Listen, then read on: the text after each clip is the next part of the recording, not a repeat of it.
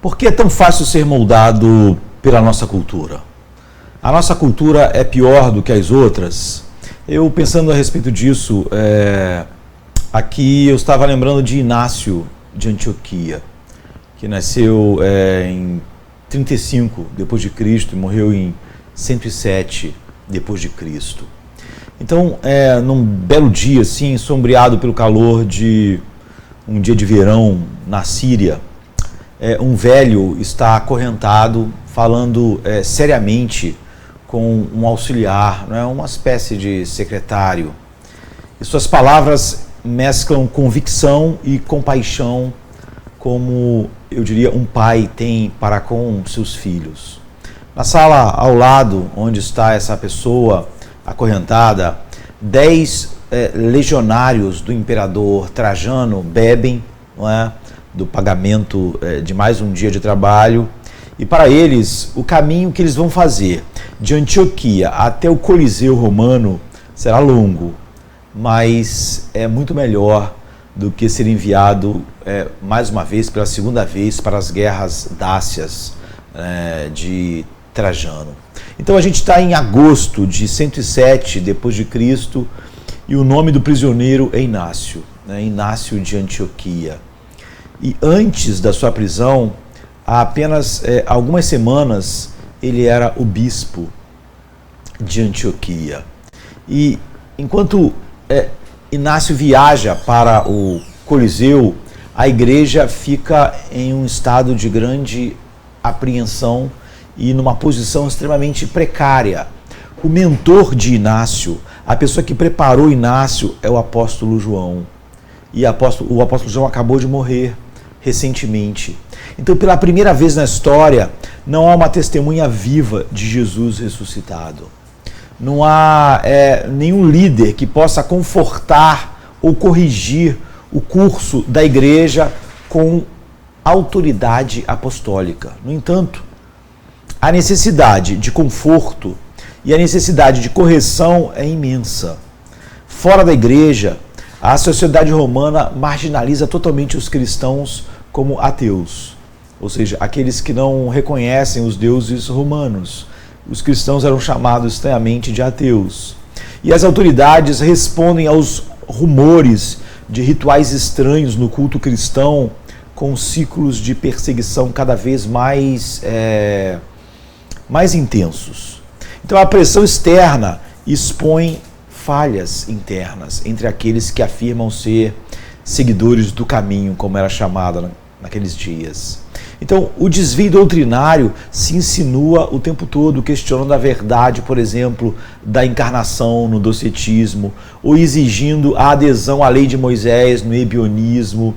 Então, uma aberração comportamental surge, não é? Já que muitos tomam o nome de cristão, mas permanecem totalmente complacente aos padrões de pecado da sua vida anterior, no mundo pagão, na cultura pagã de Roma. E os erros, tanto na doutrina quanto na prática, se multiplicam à medida que a igreja continua a se expandir através do Império Romano. Tudo isso só serve para destacar a questão da autoridade. As velhas maneiras de responder a essa pergunta se foram, né? Porque Cristo ascendeu e os seus apóstolos foram todos martirizados e o último apóstolo João acaba de morrer. As novas e perpétuas autoridades ainda não existem, não é? A Escritura, como nós a temos hoje, fechada. Então, um consenso de credo sobre a fé, um reconhecimento do cânon da Escritura e a estrutura bíblica da igreja permanecem naquele momento ainda indeterminados. Então, com pouco mais de 70 anos, Inácio entra nesse momento crucial na vida da igreja ao escrever 7 cartas que são dirigidas a 7 congregações ao longo da rota para Roma que ele está fazendo, indo em direção ao seu martírio. Então, o seu ministério público, por meio dessas 7 cartas que ele escreveu, foi comparado a um meteoro, não é? Seu mais brilhante se mostrando quando ele resplandece brevemente, né? Quando o meteoro entra na nossa atmosfera e explode numa grande bola de fogo antes de morrer. Não é? É assim que ele é comparado, por exemplo, em Pais Apostólicos, página 166. Mas Inácio, ele está muito mais preocupado com o seu papel como pastor do que seu papel como mártir. Então, enquanto ele está fazendo a viagem em direção a Roma e ao Coliseu, com aqueles legionários que o levam acorrentado, ele escreve, ele se preocupa mais com o discipulado das igrejas do que com sua própria morte. Ele pede, portanto, eu diria que ele pede para ser retratado, ou ele pode ser retratado melhor como uma lançadeira, né, de tecelão, carregando o fio da semelhança com Cristo de leste a oeste, através do império, atrás de si, enquanto ele atravessa o Império Romano, unindo as igrejas com belas verdades da vida cristã. E o padrão que Inácio tece a partir dos fios da sua preocupação com a igreja, bem como da reflexão sobre sua própria situação indo em direção à morte, está centrado totalmente na cruz de Cristo, de pelo menos 5 maneiras que nós podemos olhar rapidamente. Mas isso só mostra que a nossa cultura tem moldado a mente dos cristãos, não porque ela é muito hostil ou muito sedutora, mais do que outras. É porque hoje grande parte dos cristãos tem sua mente totalmente afastada da cruz. O que Inácio mostra com essas cartas seria o oposto do que estava acontecendo com ele, mesmo naquela cultura tão hostil e também sedutora. Então, primeiro, nós temos algo que ele chamou de ramos da cruz. Em primeiro lugar, e fundamentalmente, a cruz foi central para o ministério terreno do Senhor Jesus. Então, Inácio apresentou a cruz como uma captura da essência da vida de Jesus nesse mundo, como Paulo faz. Esse momento agudo de obediência passiva de Jesus foi a consumação da humilhação de toda a sua vida. Então, Jesus foi, do princípio ao fim, como Isaías diz, um homem de dores e que conhece os sofrimentos, ou sabe o que é padecer, em Isaías 53, verso 3. Essa visão ampla dos sofrimentos que Jesus suportou em todos os aspectos, como está em Hebreus 4:15, abre as portas para Inácio, assim como para aqueles a quem ele escreve, para as 7 igrejas que ele escreve, para participarem dos sofrimentos de Cristo. Então, em uma adaptação impressionante das palavras de Jesus em João 15, Inácio escreve: se alguém é plantação do Pai, então essa pessoa é como um ramo da cruz. Ou seja, ser ramo da videira, se nós somos ramos da videira, nós temos sua vida em nós. E isso significa, Inácio diz, que devemos morrer em seus sofrimentos, não apenas como mártires, mas em nossa vida mundana como discípulos. É o que ele diz. A outra coisa é como a cruz nos dá uma esperança totalmente diferente de todos os outros homens. Então, em segundo lugar, a cruz é central para a proclamação cristã do Evangelho. E no anúncio do Evangelho de Cristo por nós, Inácio diz, a paixão foi deixada clara para nós. E nós, por sua vez, devemos tornar clara para todos à nossa volta. Então, Inácio celebra o poder salvador que foi liberado no Calvário. Então, ele diz, nós escapamos da morte na morte de Cristo. E recebemos o novo nascimento apenas porque ele morreu em nosso lugar. Além disso, como uma comunidade de redimidos, a vida ministerial da igreja é moldada pela crucificação. Então, Inácio retrata a cruz como um guindaste, levando pedras vivas para o templo de Deus. E é essa congregação em forma de cruz, não é? Essa congregação cruciforme, que é regularmente reformada em torno do corpo partido e do sangue derramado, não é? Que nós celebramos na mesa do Senhor. E ele diz, proclamando a morte do Senhor até que ele venha. E é por isso que a igreja deve rejeitar aqueles que suavizam a ofensa da cruz, que é vista como algo fraco e tolo. Não é? ele está dizendo para aquelas pessoas em sua carta, quando ele está indo em direção ao martírio: seja surdo sempre que alguém falar com você além de Cristo. Realmente nascido, ele diz, realmente perseguido, realmente crucificado, realmente ressuscitado. Caso contrário, se a nossa esperança não for evidente e tolamente, entre aspas, diferente da esperança do mundo, alguém poderia me louvar, mas blasfemar do meu Senhor, negando que ele era o Deus em carne, que é a minha delícia, esperança e deleite. Em terceiro lugar, Inácio diz nessas cartas em direção ao martírio que a cruz é fundamental para o discipulado cristão. Isso é óbvio, é verdade para Inácio, que está a caminho de Roma para morrer por Cristo, como ele morreu por nós.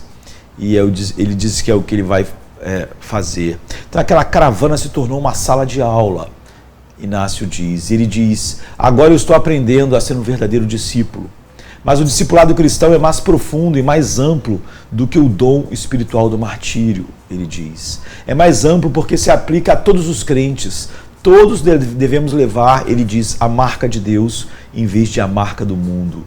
E é mais profundo porque a cruz impõe uma reivindicação sobre a nossa vida, uma vez que tenhamos assumido uma nova vida pelo sangue de Deus.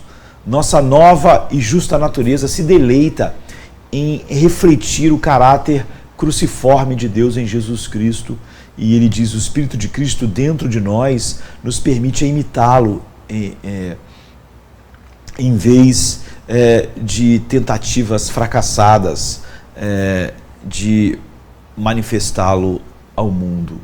Então, em resposta ao ódio da nossa cultura, ele diz, em resposta à raiva deles, seja gentil. Em resposta às suas jactâncias, seja humilde. Em resposta à calúnia deles, ofereça orações.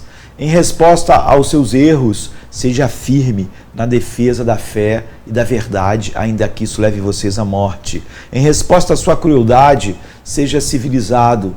Não esteja ansioso para imitá-los. Ao invés disso, estejamos ansiosos para ser imitadores do Senhor, para ver quem pode ser o mais injustiçado, quem pode ser mais traído, quem pode ser mais rejeitado, que nenhuma erva daninha do diabo seja encontrada em vocês, porque vocês devem ser como Cristo e não como nossa cultura, é o que diz Inácio. Então, como ele escreveu à igreja em Roma, ele diz: o cristianismo é maior e mais parecido com Cristo quando ele é odiado pelo mundo. Você vê que há realmente uma visão cruciforme da vida em Inácio. E depois ele diz que, em quarto lugar, a cruz é central para o desejo dele de comungar com Cristo, de ter comunhão com Cristo, ter comunhão com os seus sofrimentos, como Paulo diz.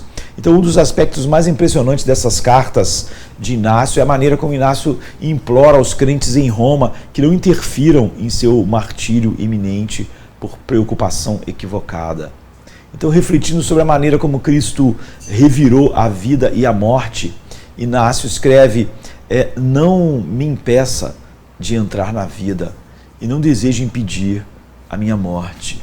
Então, a viagem de Inácio da Síria até o Coliseu é de forma tangível uma viagem à presença de Deus. Ele diz assim: estar mais perto da espada é estar mais perto de Deus, vendo a glória de Cristo. No entanto, mesmo no caminho, a comunhão com Cristo em seus sofrimentos transformou as correntes que envolviam em seu corpo em, como alguém disse, em pérolas espirituais transportadas em Cristo. Nisso, Inácio se apresenta como um exemplo que devemos imitar. Nós também devemos permanecer firmes como uma bigorna sendo atingida por um martelo, é o que ele diz. E é verdade. Nós também somos navios, ele diz, sacudidos pelas tempestades, ainda a caminho do porto. Também nos falta muito para que não nos falte mais de Deus. E, no entanto, ele diz, não desanimamos, porque à medida que a igreja perseguida se reúne, o próprio Cristo está presente entre o seu povo. E Cristo é aquele, ele diz, do qual nada é melhor. Ele é realmente melhor do que a vida. Então, na verdade, nada é melhor do que ele, Inácio diz. Por causa da sua cruz, morremos em seus sofrimentos. Mas por causa da sua ressurreição, o sofrimento se transformou em dores de parto apenas. E a sepultura se transformou para nós em um útero. E a morte em uma porta de entrada para uma vida plena e eterna. E você vê então toda a escritura ser desbloqueada à medida que Inácio está fazendo aquela última caminhada, acorrentado para o Coliseu Romano. E talvez o mais imediatamente relevante para os discípulos do século XXI, nós que buscamos seguir Inácio como ele segue Cristo, é ver que a cruz é central para a sua interpretação das Escrituras. Então, rejeitando a acusação de que o Messias crucificado é desconhecido nas Escrituras hebraicas, Inácio instala Cristo, o Cristo dos Evangelhos, como o arquivo inalterável nos quais a sabedoria de Deus deve ser lida. E não devemos ler nada na palavra de Deus sem Cristo estar no centro. Ele é a lente através da qual o Antigo Testamento pode ser corretamente compreendido e deve ser a pessoa e obra de Cristo. A maneira de vermos tudo é o que Inácio diz. Então, para a igreja no primeiro século e no século XXI, Cristo é conhecido, proclamado, adorado e seguido conforme ele se destaca no livro de Deus, na palavra de Deus, destrancado pela chave da sua cruz e ressurreição. A nossa cultura não tem nada para contribuir e o humanismo secular não tem nada para contribuir com a verdade que nos transforma e nos faz amar a Cristo assim e exalar o seu bom perfume, mesmo indo como Inácio acorrentado da Síria a Roma para morrer no Coliseu Romano. E ao considerar o exemplo de Inácio, nós podemos receber encorajamento do seu testemunho fiel. O testemunho de sua vida, o seu sangue, não se infiltrou na areia do Coliseu para se perder, mas foi espalhado por suas 7 cartas e o seu sangue derramado no Coliseu Romano regou a igreja daqueles dias. Nós podemos nos regozijar no processo conduzido pelo Espírito Santo, pelo qual o cânon das Escrituras não só foi reconhecido, mas foi fielmente resumido nos credos da igreja, reforçando-nos uma base sólida para nos firmarmos em qualquer época, não é? Sendo centrados totalmente em Cristo.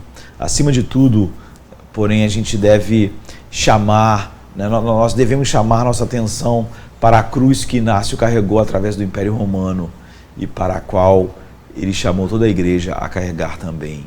Em muitos aspectos, além dos poucos listados aqui, a cruz, eu diria, o Cristo desta cruz é a nossa única esperança, nossa alegria e nossa vida. E naquela peregrinação de Inácio acorrentado da Síria até o Coliseu Romano, onde o seu sangue foi derramado, o mundo pôde ver realmente que Cristo era a sua esperança, sua alegria e sua vida. Eu espero que nós, hoje, no século XXI, tendo sido regenerado e transformado e tendo o mesmo Cristo de Inácio, possamos passar claramente para a nossa cultura, em qualquer situação de sofrimento ou eminente perigo, a mesma coisa que Inácio passou claramente ao ser levado acorrentado por aqueles legionários romanos, que Cristo e Cristo crucificado sozinho é nossa esperança, nossa alegria, nossa vida, totalmente suficiente para a nossa paz. Amém, querido? Amém.